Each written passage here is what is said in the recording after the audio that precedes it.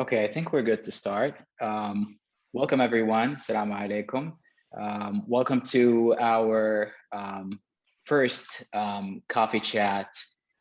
It's part of a series of sessions that we're going to do throughout the year and throughout next year as well, where we talk about, just shed light and talk about certain topics that are of importance to VC investors, PE investors, and of course, by extension, the startup ecosystem. Before we share about this session, we want to talk a little bit about who we are. We're the Saudi Venture Capital and Private Equity Association. We're an industry body founded by industry leaders in Saudi with the aim to support, help stimulate, and elevate the VC and PE ecosystem in Saudi. Today's session is all about taking your companies public, and specifically taking it public on Nasdaq. So we'll talk about both. Now, why do we talk about this in this session? We think one of our aim is to support the options to make an exit for investors and founders, and one of those paths is taking your company public, and a big option under that is taking it public on Nasdaq. And who's better to talk about these, this topic than our guest panelists? We've got Adam Kostyal, the Senior Vice President and Head of Global Listing at Nasdaq, and of course, Mostafa Kandil, the co-founder and CEO of Swivel, the Nasdaq-listed Egyptian, now global company, the uber successful mobile startup, little pun here. We have them here. So thank you so much for joining us. We're very thrilled. Adam, welcome to Saudi, virtually speaking. Well, I wish I was there in person. I felt like I was there during the weekend, watching the Formula One, but it's great to be here virtually, and great to see Mostafa as well. I have to great to see Adam again. I have to make a small correction because Mostafa is not listed yet, but soon to be listed. So we are working on it, but I'll leave that to Mostafa to talk about. And I think the most important thing is to have Mostafa's insight, because he's going through the process himself, which is very exciting, and we're extremely proud to soon have Swivel listed with us. So should I kick it off and just quickly introduce myself and talk a bit about the Nasdaq listing? Is that what you would like me to do? We'll do it shortly. We just want to also welcome Mostafa. Perfect. Mostafa, منورنا.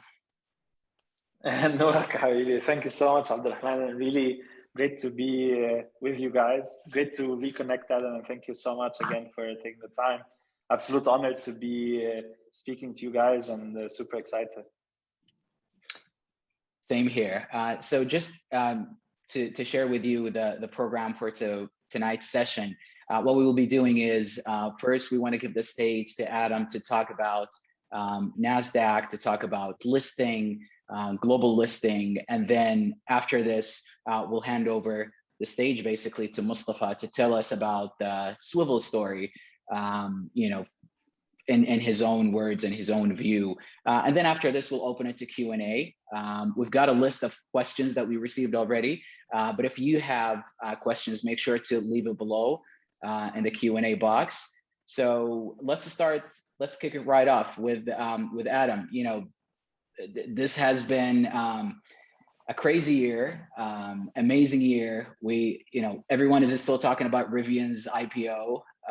So tell us about you, Nasdaq, this year, and your general take. Well, thank you. So again, a great pleasure and honor to be here talking to you all, and hopefully this will be as interactive as possible, and I'll try to lead you to the most interesting part of the discussion with Mostafa around Swivel. But Absolutely. This has been an astonishing year. By no means is it the ambition of all companies to be a listed company, but for many it is. And we feel that in many ways, the companies that can reach this platform really get a platform for growth, and which is in many ways unrivaled. And at the end of the day, the US markets is really probably on a global basis, the most active growth market from a public market perspective there is. And really, I think what is key here is for companies from your region to really have this as a goal, ultimately, to basically strive for that goal. Whether you reach it or not, that's not the measurement of success per se. But if you can reach it, it is really an opportunity to really bring your company to another level. And what we've seen this last year is with close to 700 listings, SPACs included, it's just been an astonishing year. And the markets have been in a perfect storm in terms of valuations, in terms of market appetite, but also companies that are ready to come to market. So we have really met in many ways, all stars have aligned in terms of making the public markets relevant. And I have a slide deck which I wanted to share you briefly, just to walk you through, to give you some insight and dimension, but also for the basis of discussion as we go further. I'll share that with you, and hopefully everyone can see. But I don't want to get caught away with slides, but I will share these slides afterwards, Abdulrahman, so that you can share these with the attendees afterwards as well. But overall, I mean, you mentioned Rivian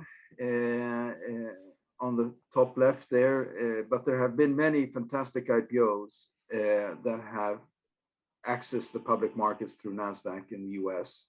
I think what is particularly exciting is that we're seeing more and more non-US companies accessing the US markets. And I think there's a good understanding from US investors that what is happening in the US amongst their peers is an opportunity to invest in global players that are doing the similar commercial model, but in different geographic regions.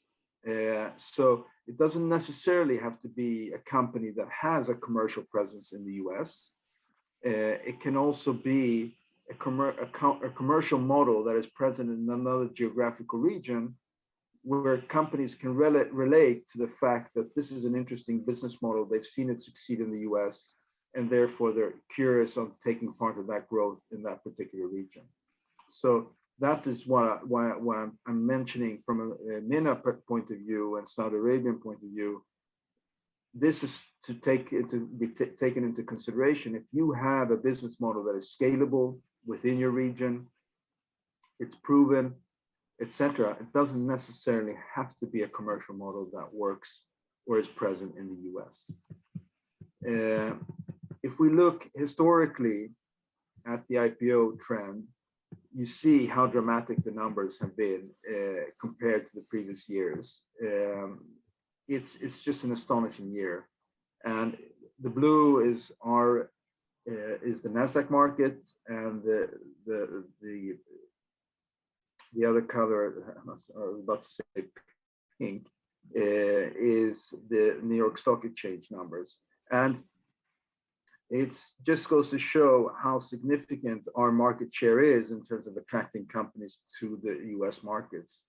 And this includes then, of course, also SPACs, and we'll come back to the SPAC aspect. But SPACs have really been a door opener for companies to access the public markets. And it's an important aspect to show that basically it's, at the end of the day, there are many different ways for companies to access the public markets, but you need to be ready for the public markets. So whether you do an IPO or a SPAC business combination like Swivel is doing, at the end of the day, it's not about a shortcut. It's about making sure that you access the market in the right way and ready to use it and leverage the market and having the right dialogue with the public markets. So if you look at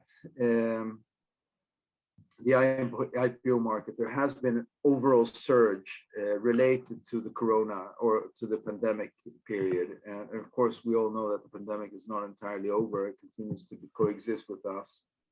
But I think one thing that the pandemic triggered, or two things that the pandemic triggered, was there are a lot of digital business models that were there, that were trends, things that we discussed, but had not really cemented in the public market, in the everyday life of consumers.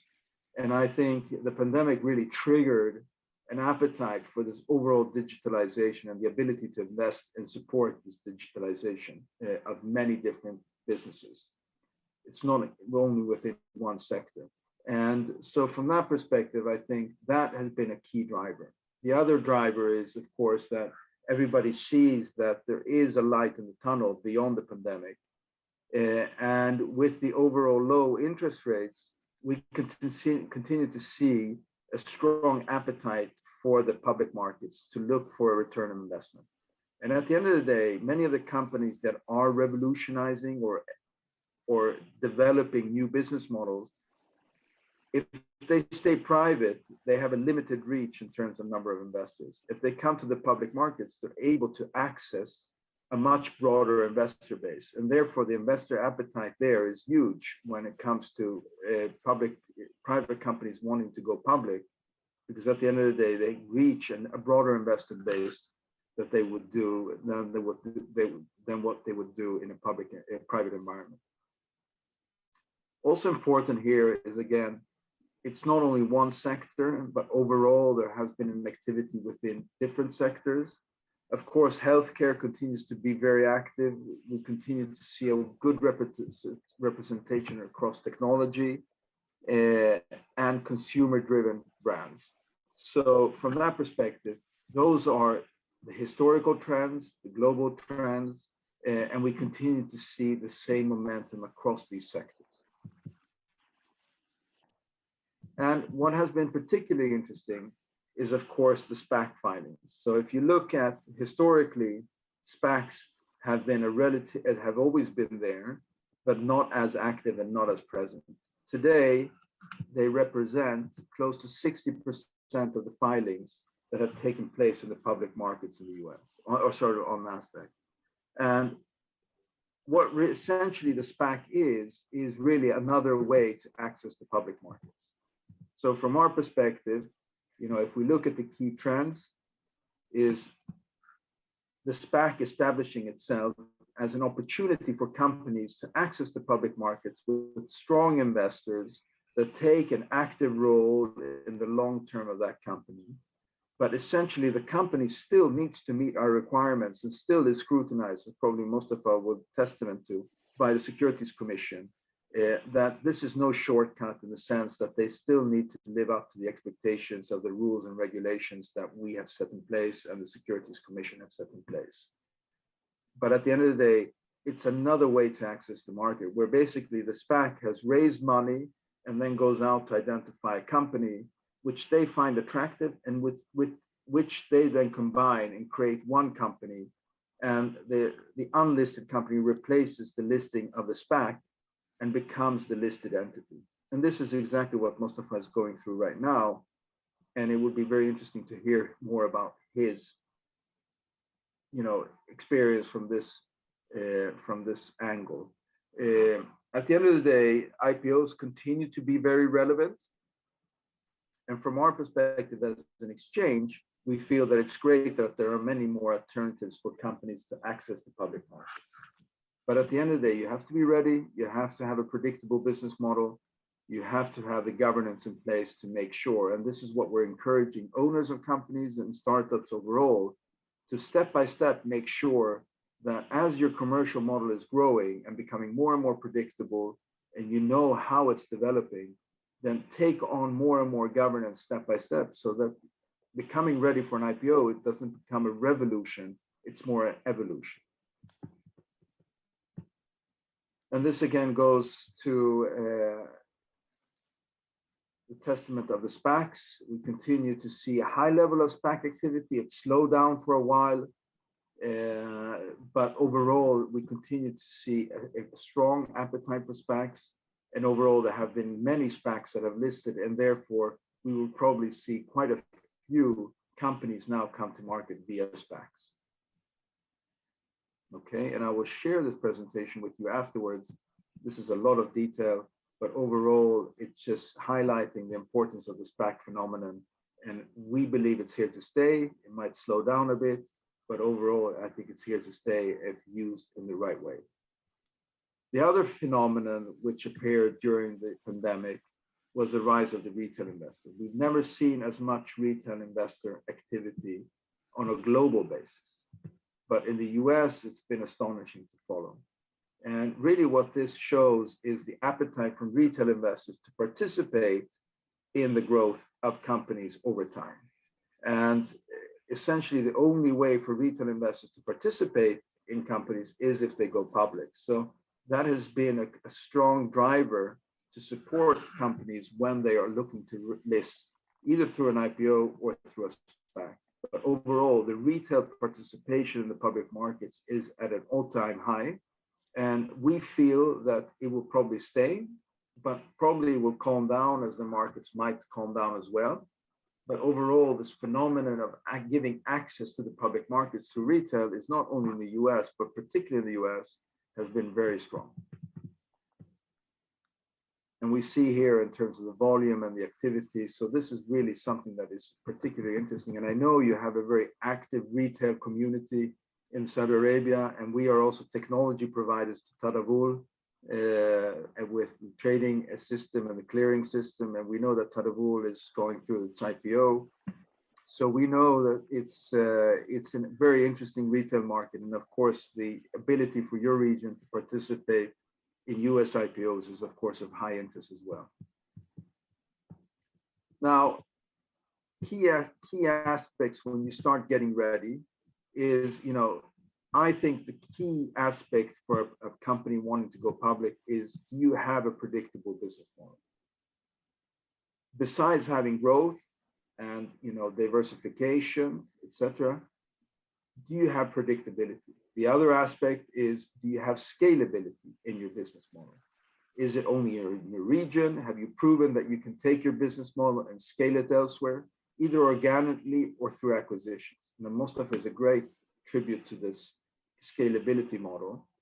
But from our perspective, at the end of the day, what is key here is to make sure that you are building all the governance layers step by step to make sure that you as a company are ready to manage the public markets. Don't make it a revolution, make it an evolution. And these are some of the key trends that public market investors are looking for and the way they interact towards investors. So from our perspective, we see in terms of the dialogue, the whole pandemic has shifted. So it's not only in person, it's a combination of person, virtual. You can reach much more of investors over time in a more efficient way. You will see that IR teams have become more diversified.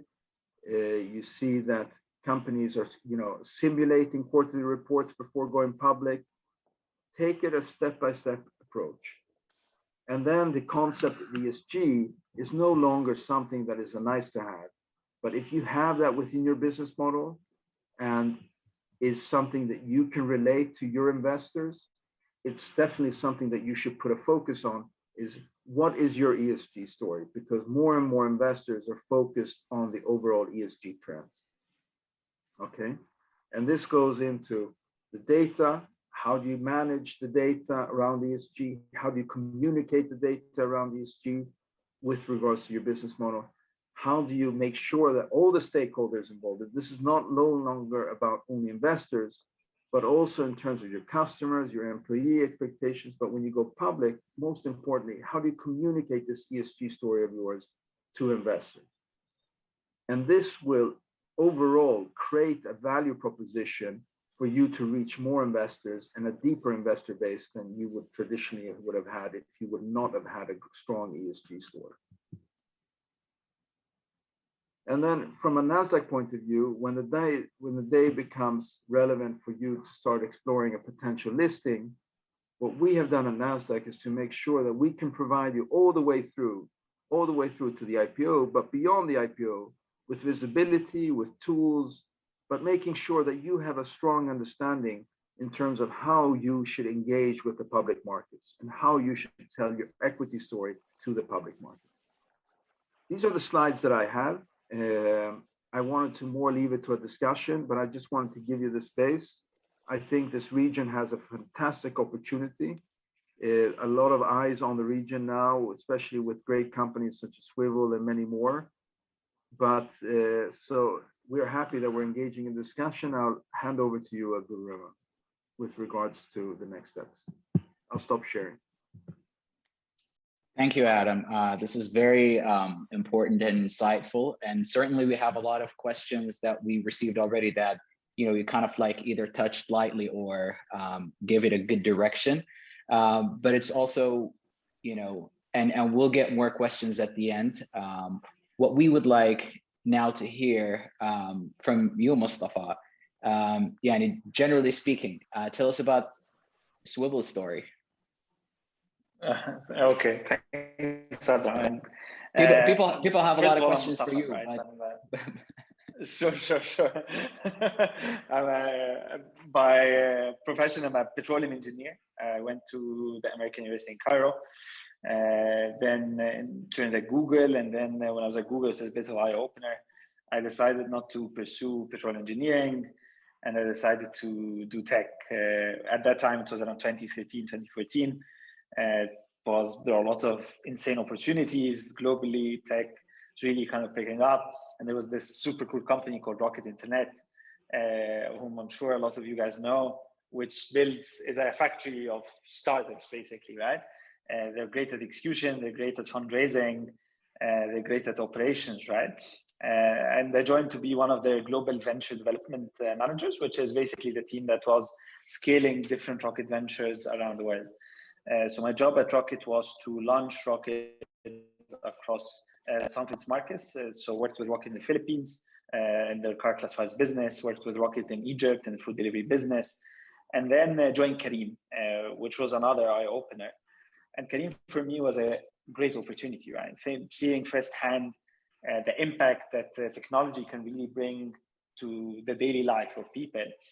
And for me, Careem was such a kind of revelation. It was something that really helped a lot of people, but the problem is it was still helping 1 to 10% of the society, right? Especially in emerging markets, the penetration was very hard to go beyond, let's say, 1 to 10% of the society, and that, not Careem only, but Careem and the likes, right?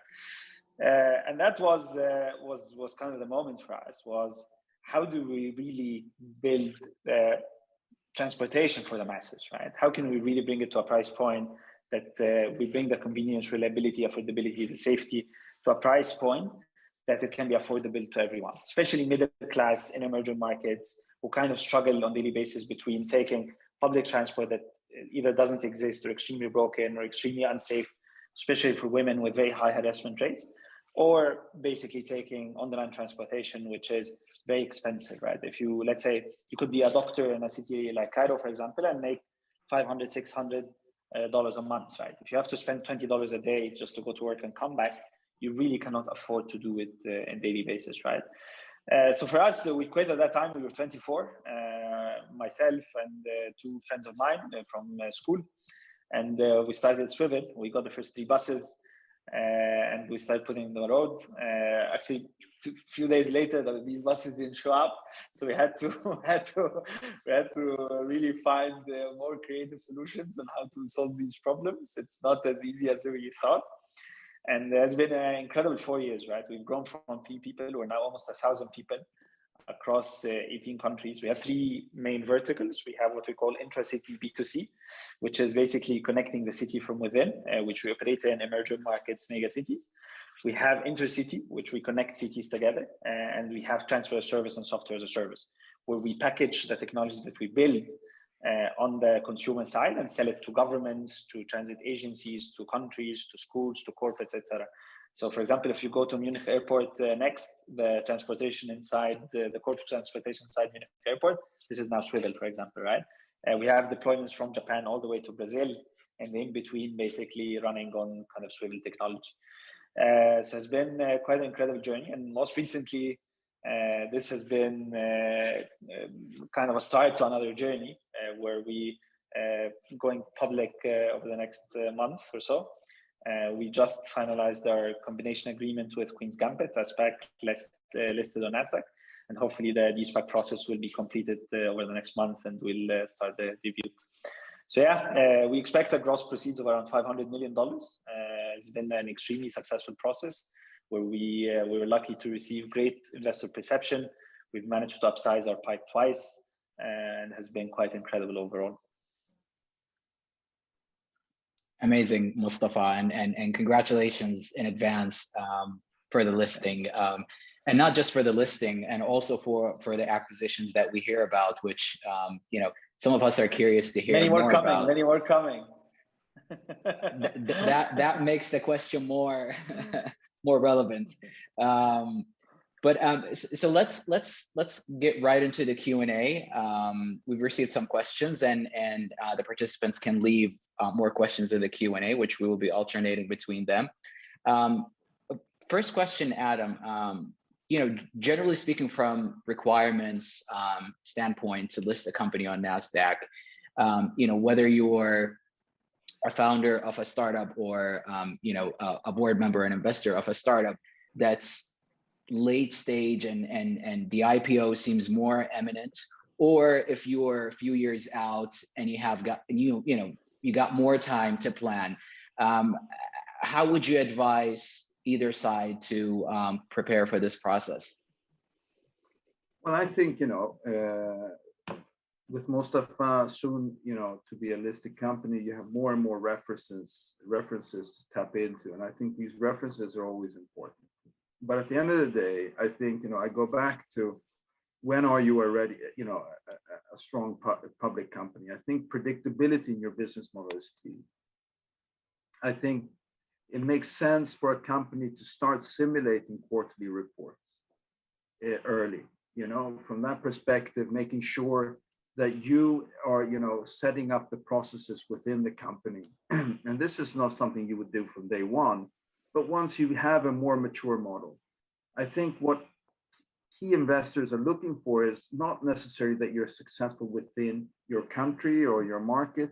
It's also key that you have shown that you have a scalable business model, a scalable business model within different sectors, a scalable model within different regions. But at the end of the day, you know, making sure that you have experience within the board, experience within your management team, you know, taking on someone with CFO or IRO experience that has done this before. These are all key aspects that you have to take into consideration step by step, so that these people are not coming in just with know-how, but they also get to know the culture of your company and your business model early on in the process. So, you know, I really emphasize the evolution aspect rather than revolution. Some companies come to, you know, to us and they say, oh, we're going to go list within 12 months, and they start reshaping the business. Take it step by step, understand the requirements, talk to your accountants, talk to your legal advisors, make sure you understand the requirements and take a step-by-step approach so that when you want to push the button, it's more evolution than revolution. Does that make sense? Very much, very much. Mostafa, and the most distressing question, why Nasdaq versus, say, you know, one of the region's stock markets? Yeah, so first of all, they're not mutually exclusive, right? You can still list on Nasdaq and still eventually look at kind of one of the local exchanges as well, or list one of the subsidiaries even, right? But for us, the goal initially was to, as Adam mentioned in his presentation, right, is the access to capital, right? The US is the deepest capital pocket there is on the world, right? And the availability of liquidity is something that really cannot be ignored or underestimated, right? Like, so for us, the key consideration was, of going public in the first place was to get speed, to have access to capital that provides speed. And for us, Nasdaq was kind of the go-to place if we really want to build a global business, a global household name. And Nasdaq is the brand that we want to be associated with, is where the deep kind of capital pocket exists and where we want to be. But yeah, we're not ruling out the possibilities of, let's say, listing local entities or doing kind of dual listing at one of the kind of exchanges in the region, as I would say.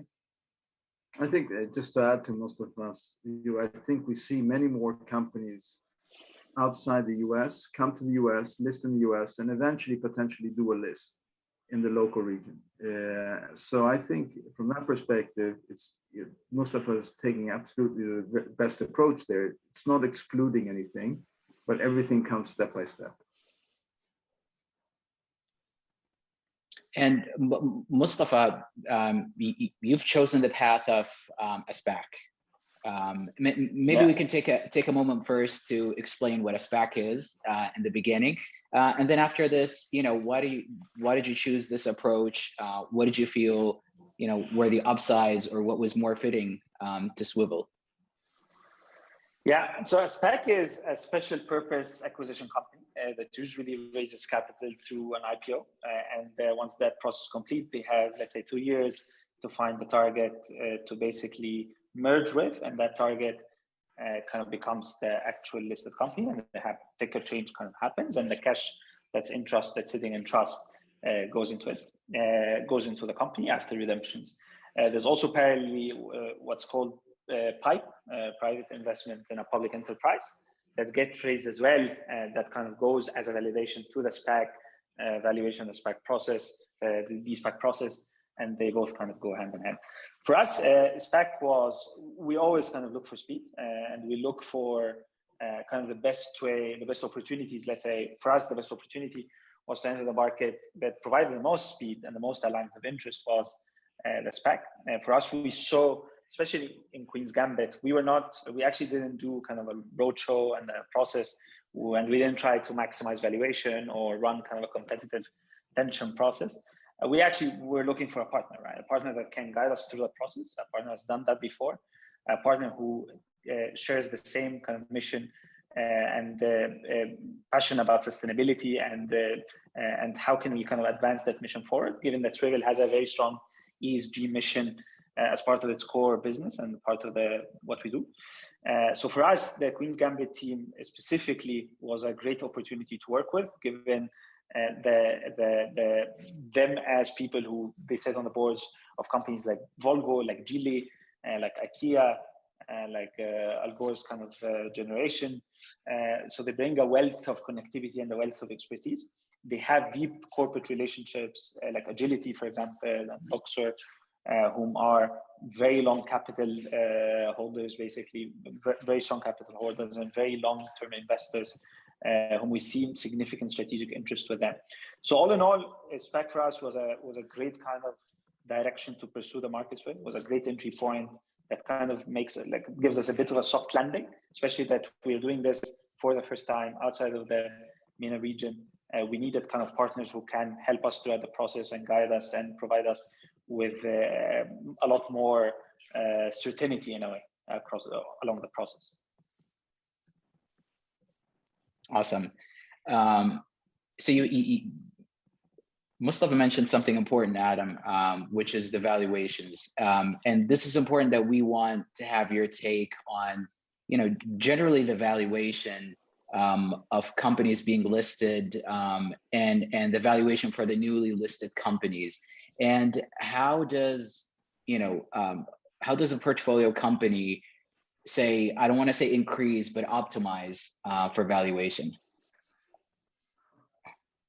That's a difficult one. That's a difficult one. No, but I think, as you invest in your companies and you help them develop and grow over time, I think it's good for you to have a good understanding. I think it's good for the VC to have an understanding, okay, what does the public market investor look for a company in a company of their sector, or a similar company of the sector? And so they understand what are the key KPIs that the sector are using from a public market investor perspective. They might be different than a private investor. So understanding what are the key questions, what are the key drivers a public market investor is looking for. understanding who are the key public market investors investing in this sector. Those are things that, you know, as a VC, as an owner, understanding on, you know, how can you then guide the company in terms of maximizing the reach towards these investors when they are becoming ready. And then I would also try to expose these private companies step by step, prior to becoming a public company, towards public market investors, so they can test their business model, ask questions to public market investors, get the feedback, you know, where are they in terms of, you know, the investor appetite. Because at the end of the day, if they do these things right, eventually when they get closer to an IPO, they might do a crossover round where they might bring in a more sort of a long-term public market investor that wants to go in earlier than the IPO, but support them over the IPO. These are all key aspects where the VC can play a fundamental role in supporting the company whilst they're focusing on developing their business. But getting a non-private investor view on the company earlier, I think, is an interesting and valuable point of that the VCs can help the companies do. In terms of how they can maximize the value of the company, will help them mature not only their commercial model, but also help them mature their governance model so that they are ready, not only running the business commercially well, but also from a governance in a more sophisticated way. I'm not going to touch upon valuations. That is for the investor and the company. So I avoided that question as much as I could, or that answer as much as I could. Sure, and that is fair. So one of the concerns that if you ask anyone about listing their company on Nasdaq is that is Nasdaq, you know, probably the biggest stock market exchange, and very, you know, in simple terms, it's easy to get lost in an ocean of, you know, of big fish of all kinds. Yeah. So how can you, you know, what comes after? From the founder or the investor's perspective, what comes after a listing? How do you make sure that the company continues to grow, continues to have excitement in the market? Yeah, listen, I think that's a very sound question to ask. You know, I think it's not only about coming to market, it's also about managing the market. And so the real journey becomes the day after the listing.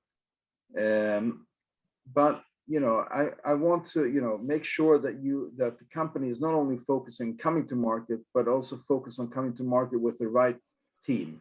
And team is not necessarily replacing the founding team. It's about making sure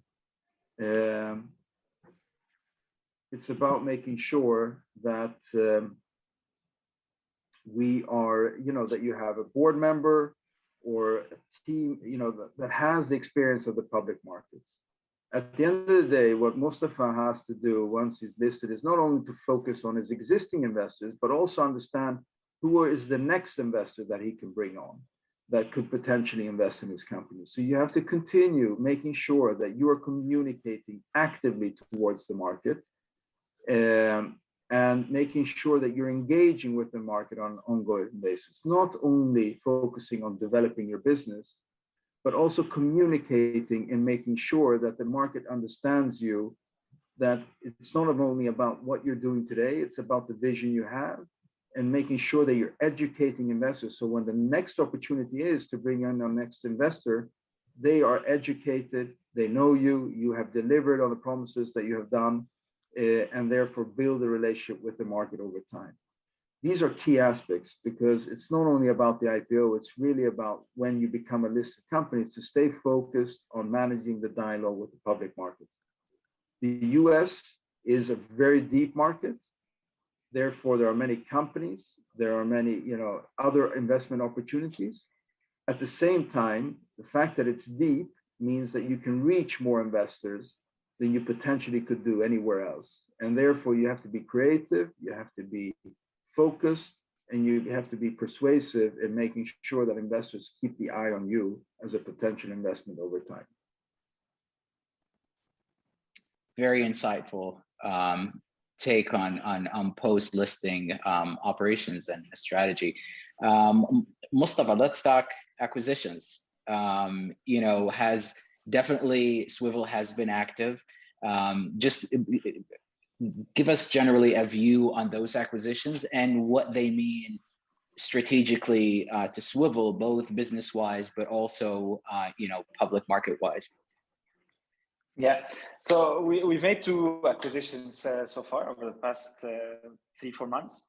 The first was a Spain-based software as a service B2G company called Shuttle. That's kind of one of the biggest Europe-based companies in that space. Has started actually at the same time as us. We found a huge alignment between us and the Shuttle team from culture values perspective, but also from a business standpoint. So the geographic footprint for us was quite complementary.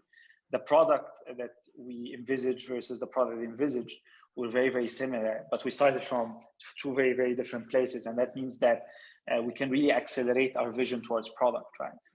The product we really want to build. So it's been quite incredible. Actually, Shuttle adds a footprint of another 10 countries to Swivel. So Swivel's own operations now is in 8 countries. Plus the 10 kind of Shuttle brings 8 of them across actually Europe, including few in Japan and few in Brazil as well. So that has been quite strategic for us. The second was Viapool, which is the market leader in Chile and Argentina, and presents kind of acceleration to our plans basically to enter the continent. So we see massive potential across Latin America and across Europe for our business model. Whether the intracity, the intercity, the transfer service, the software as a service. And we were looking for entry points and strongholds basically in these geographies with teams that align with us in values, but also and align with us strategically. And they're able to give us kind of a starting point and are looking for kind of resources and capital to fuel them to get to their visions. So those were super, super strategic for us. The next 6 months for us are all about Latin America and Europe. We want to be, our goal is actually by end of 2022 is to be on every continent on the planet, which is something that we're very actively working towards, whether organically or inorganically. We always have a buy versus build kind of decision, or a buy with kind of a investment decision afterwards, if we really believe in the people that these acquisitions kind of bring along. So yeah, we're pushing super hard. Over the next 6 months, you will hear about Swivel across all Europe and across all LATAM, and anywhere you will travel, you can use the Swivel app to commute, hopefully. Inshallah, and you guys continue to make us proud of seeing a regional company making it this successful across the globe. Small point to the attendees: if you're not part of the association, please leave your email in the chat box so we can make sure we share the slides from Nasdaq, from Adam.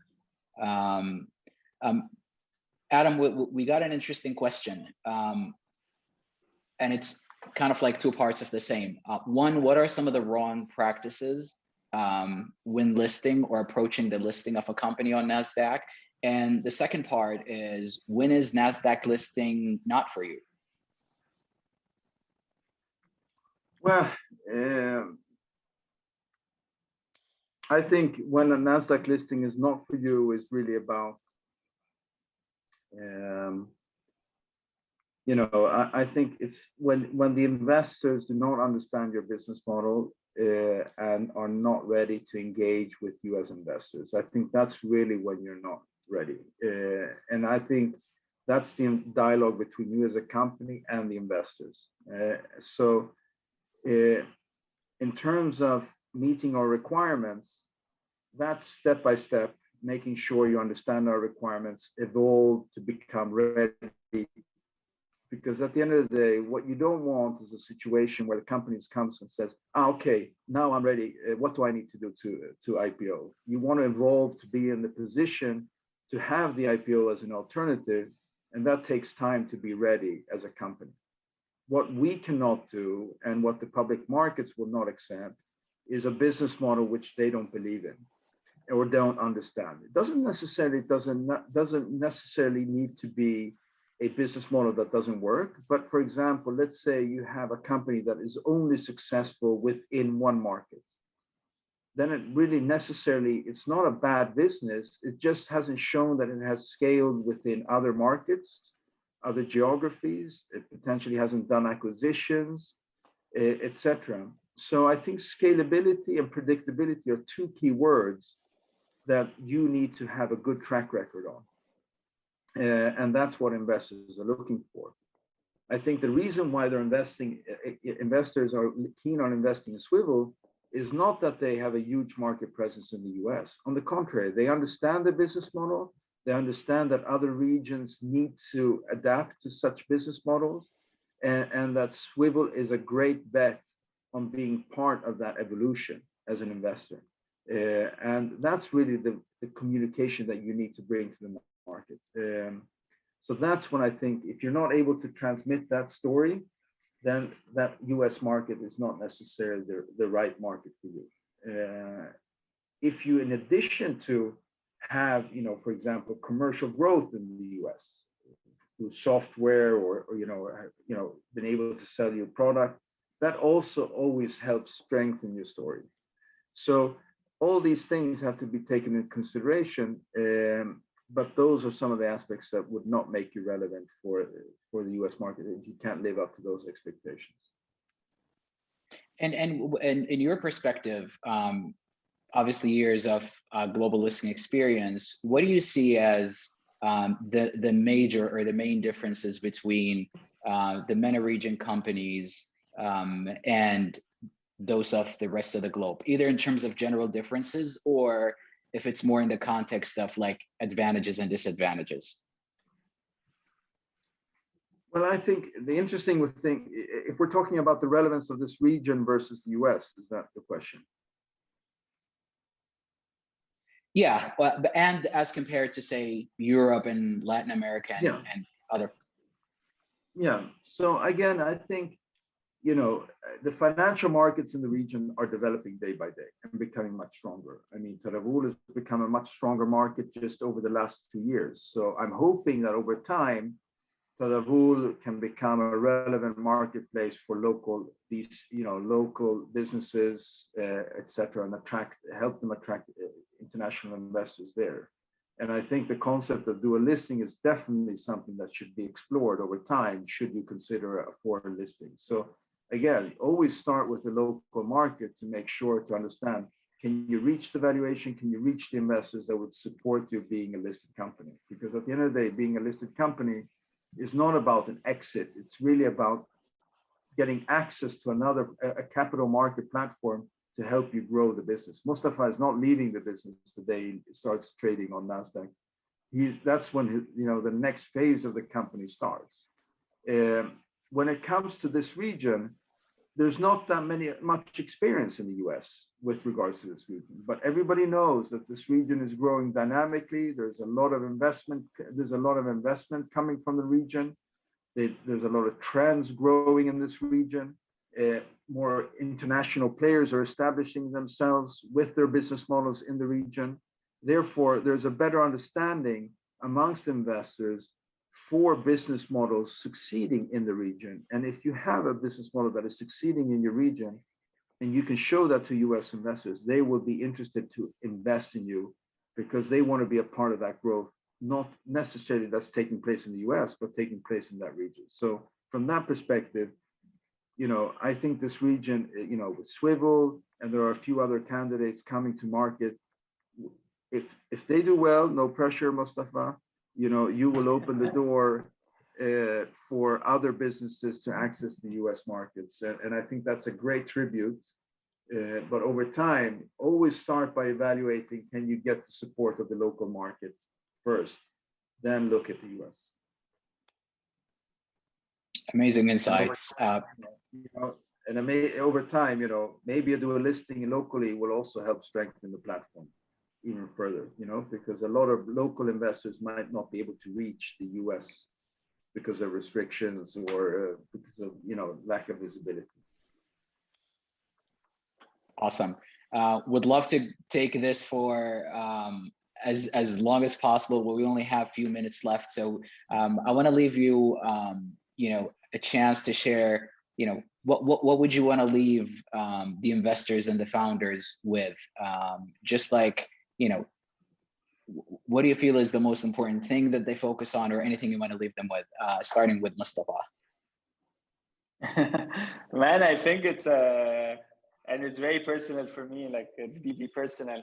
It's the first time that hopefully we go from east to west, right? Like everything comes from west to east, but really we never see products that is coming from east to west. And man, like we suffer from this quite a lot, right? Like we are the biggest globally in this space, and we used to see investors in the region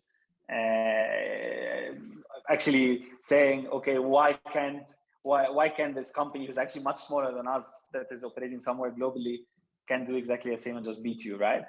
And we got some, at some point we were getting kind of questions from investors as, nobody has done it globally, so sure you guys can do it, right? And that was not long ago, right? That was a few months ago, right? So it's incredibly sad, and it's time that the investors in the region really believe in their ability, in the founders' abilities, and in the region's abilities to really produce companies that are the gold standard, that are global, that are solving global problems, and support them to go global and to list in exchanges like Nasdaq, and to really build global household names, right? So I think it's, for founders, it's time it's time to go from east to west. And for investors, I think there's a lot more support and a lot more belief is required and needed to push companies forward, to push the region forward. Great words. Adam? Well, I would say, I think always, what is it they say? Aim for the stars, land on top of the trees. I think at the end of the day, to have a vision of being a public company is not the wrong vision. Mostafa is inspirational in terms of showing that this is achievable, manageable. He's a great guy. They have a great business. At the end of the day, by not listing, it doesn't mean that you don't have a great business. But if you have a business that is showing scalability, has great potential on a global basis or regional basis, and at the end of the day, listing might be an opportunity. Take it step by step. Reach out to advisors, reach out to peers, reach out to us at Nasdaq. Let us help you make sure you understand what the requirements are, what the key contacts are, what the processes are. Make sure that you evolve into being ready, because it's a shame if you reach the point where you think you have a great business but have not explored the IPO option, then you've missed an opportunity. And that opportunity is not something you just turn the lights on overnight. It's a process to get there. And we encourage companies to aim for that. And if they are successful, they can be rewarded. So I thank you for setting this up. I appreciate the dialogue. Mostafa is, a fantastic inspiration. And we look forward to the dialogue and cooperation going forward. And we will send the presentation. And, going further, if there are any questions or, we'll take them one by one. Thank you so much, Adam and Mostafa. Great insights and observations. Really leaves us with a lot to think about, whether it's a founder or an investor, or still an entrepreneur who may be in the audience, or someone will hear this. So thank you so much for your words. And thank you everyone for attending. We'll be on the lookout, please, for the next coffee chat. And with this, we will be inshallah in touch on the media and the material, and a recorded copy of this session, so you can go back and revisit the class again. But with this, thank you, Adam and Mostafa. Thank you so much, Abdulrahman and Adam. It was a pleasure. Really appreciate it. Take care. Shukran. Bi aman Allah. Goodbye, everyone. Goodbye.